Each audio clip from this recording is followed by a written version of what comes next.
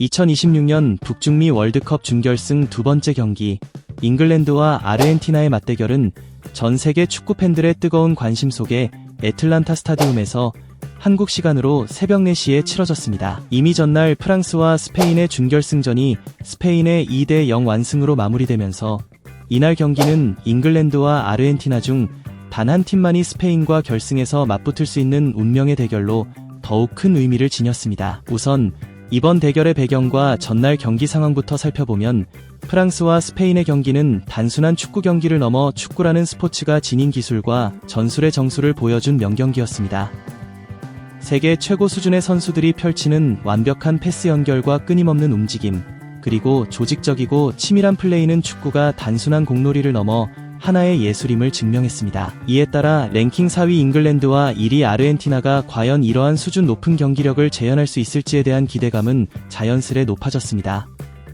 그러나 잉글랜드와 아르헨티나의 맞대결은 단순한 스포츠 경쟁을 넘어선 역사적, 정치적, 감정적 복잡성이 얽힌 역사의 대결이기도 합니다.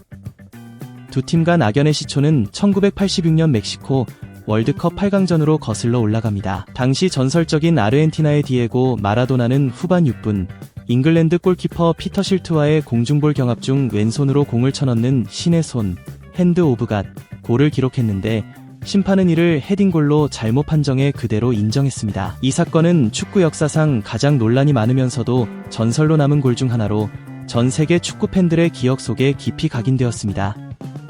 더 나아가 마라도나는 불과 4분 후 홀로 60m를 질주하며 잉글랜드 골망을 흔드는 3개의 골을 연이어 터뜨리며 이 경기의 전설을 완성했습니다. 이후 잉글랜드와 아르헨티나 사이에는 1982년 포클랜드 전쟁으로 인한 역사적 앙금까지 더해져 단순한 스포츠 라이벌 이상의 감정이 축적되었습니다. 1998년 프랑스 월드컵 16강전에서는 또 다른 논란이 일어났습니다. 후반전 2대2 무승부 상황에서 잉글랜드의 데이비드 베컴이 아르헨티나 미드필더 디에고 시메오네에게 보복성 발길질을 가해 퇴장당했고, 결과적으로 잉글랜드는 패배하면서 베컴은 팬들로부터 협박을 받는 등 큰 논란에 휩싸였습니다. 이 사건은 두 나라 사이 감정의 골을 더욱 깊게 만들었고, 이후에도 양국 간 축구 대결은 늘 뜨거운 관심과 긴장 속에서 펼쳐졌습니다. 2002년 한일 월드컵에서는 베컴이 아르헨티나를 상대로 복수를 성공하며 그들의 조별리그 탈락을 이끌었지만 두 팀 간 경쟁과 감정 대립은 여전히 이어졌습니다. 그리고 2026년, 24년 만에 다시 맞붙는 이번 준결승은 단순한 경기 이상의 의미를 지녔습니다. 60년 만에 결승 진출과 우승을 노리는 잉글랜드, 연속 월드컵 결승 진출과 우승을 노리는 아르헨티나, 그리고 축구 역사상 최고의 선수 중 한 명인 리오넬 메시의 마지막 월드컵 무대가 될 가능성이 높았기에 전 세계 축구 팬들의 이목이 집중되었습니다. 잉글랜드는 1966년 자국에서 열린 월드컵 우승 이후 최고 성적이 4강 진출에 그쳤으며 최근 몇 대회에서는 기대에 미치지 못하는 성적을 기록해왔습니다. 반면 아르헨티나는 총 2번의 월드컵 우승 경험과 함께 이번 대회에서는 세계 랭킹 1위를 유지하며 명실상부한 강팀으로 인정받고 있었습니다. 이번 대회에서 잉글랜드는 L조에서 조 1위로 여유롭게 16강에 진출했고, 16강에서는 개최국 멕시코를 3대2로 꺾으며 상승세를 탔습니다. 8강전에서는 노르웨이를 상대로 벨링엄의 환상적인 활약에 힘입어 연장전 끝에 2대1 승리를 거두며 4강에 올랐습니다. 반면 아르헨티나는 조별리그에서 3전 전승을 거두며 상승세를 이어갔고, 토너먼트에서도 카브베르 대전과 이집트전을 연장전 끝에 이겨 체력적으로 다소 고갈된 상태로 4강에 진출했습니다. 잉글랜드는 선수단 몸값만 약 2조 3천억 원에 달하는 슈퍼스타 집합체입니다. 그러나 높은 몸값에도 불구하고 팀워크와 전술이 뒷받침되지 않으면 성공하기 어렵다는 점을 인지한 잉글랜드 축구협회는 독일 출신의 전략가, 감독을 선임해 팀을 단단히 묶어냈습니다. 이 감독은 선수들의 네임밸류보다는 팀플레이와 상대 전술에 맞춘 최적의 라인업 구성에 집중했으며 알렉산더 아놀드 등 세계적인 스타 선수들을 과감히 제외하는 냉철한 결단을 내렸습니다. 특히 토트넘의 스펜스를 국가대표로 발탁해 그의 힘과 속도를 적극 활용하는 모습이 인상적이었고, 스펜스는 이 중요한 경기에서 선발 출전하는 영광을 누렸습니다. 잉글랜드의 포메이션은 4-2-3-1로 최전방에 케인이 위치했고 그 뒤를 벨링엄이 받쳤습니다.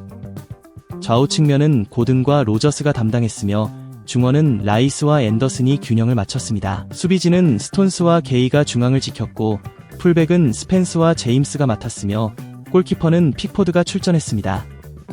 아르헨티나는 마찬가지로 4-2-3-1 포메이션을 사용했으며 중원은 메갈리스터와 파리데스가 지켰고 좌우 미드필더는 엔소 페르난데스와 시메오네가 활약했습니다. 수비는 리산드로 마르티네즈와 로메로가 중앙을 책임졌으며 좌우 풀백은 타글리아피코와 몰리나가 맡았고 골키퍼는 에밀리아노 마르티네즈가 출전했습니다.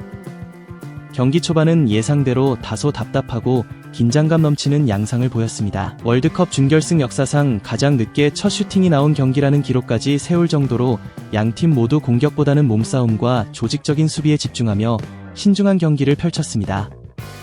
잉글랜드는 전반 내내 슈팅이 거의 없었고 아르헨티나 역시 중거리 슈팅 한두 차례에 그쳤을 만큼 극도의 신중함이 돋보였습니다. 후반전이 시작되면서 긴장감은 더욱 고조되었습니다. 잉글랜드는 랭킹 1위 아르헨티나를 상대로 전반전에서 크게 밀리지 않은 모습을 보여 자신감을 다졌으나 후반 1분부터 아르헨티나는 강력한 압박으로 잉글랜드를 몰아붙이며 위험한 상황을 여러 차례 만들었습니다.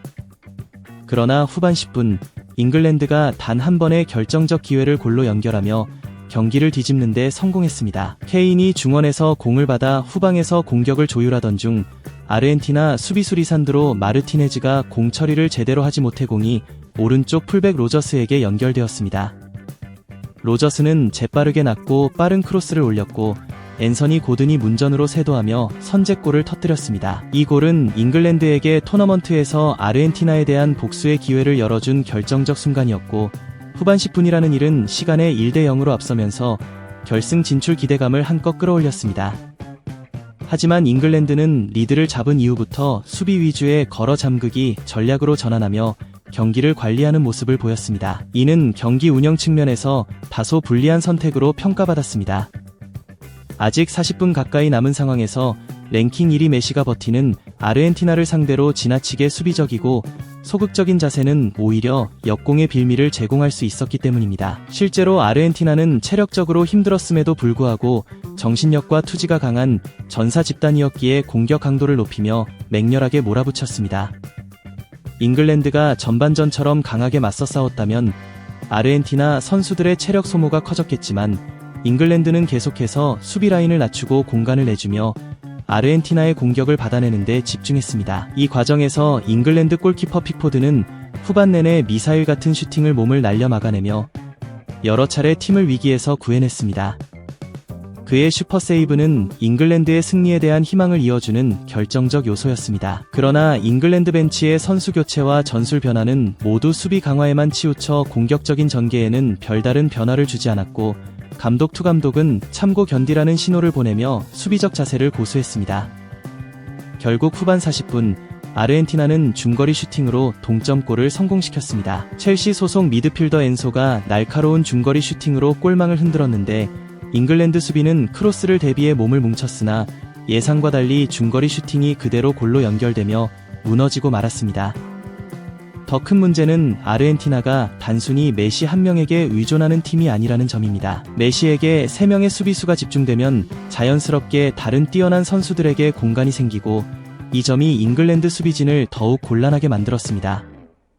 메시가 직접 공격을 전개하며 동료들에게 기회를 만들어주자 아르헨티나의 공격진은 다시 살아났고 잉글랜드 수비는 더 이상 견디기 어려운 상황에 직면했습니다. 후반 추가 시간에는 메시가 올린 크로스를 뒤늦게 투입된 라우타로 마르티네즈가 헤딩으로 마무리하며 경기를 2-1로 뒤집었습니다. 피지컬적으로 우위에 있다고 평가받던 잉글랜드가 174cm의 라우타로에게 헤딩 결승골을 허용하며 무릎을 꿇은 순간이었습니다. 이로써 잉글랜드는 결승 진출에 실패하며 60년 만에 우승 꿈을 다음으로 미뤄야 했고 감독 투 감독 역시 이번 경기 결과로 인해 잉글랜드 대표팀 지휘봉을 다시 잡기 어려울 것이라는 관측이 제기되고 있습니다. 반면 메시가 이끄는 아르헨티나는 월드컵 결승행과 더불어 메시의 마지막 월드컵 무대를 완벽하게 장식하는 데 성공하며 전 세계 축구 팬들에게 깊은 인상을 남겼습니다. 이번 준결승 경기는 단순한 축구 경기를 넘어 잉글랜드와 아르헨티나 사이에 쌓여온 갈등과 명승부의 역사를 재확인하는 동시에 축구가 지닌 드라마성과 전략, 그리고 선수들의 정신력과 투지가 어떻게 승패를 결정짓는지를 극명하게 보여준 명경기였습니다. 앞으로도 이 두 팀의 대결은 축구 역사에서 영원히 회자될 명장면으로 기억될 것이며 아르헨티나의 우승을 기원하며 다시 한번 축구의 위대함의 경의를 표합니다. 감사합니다.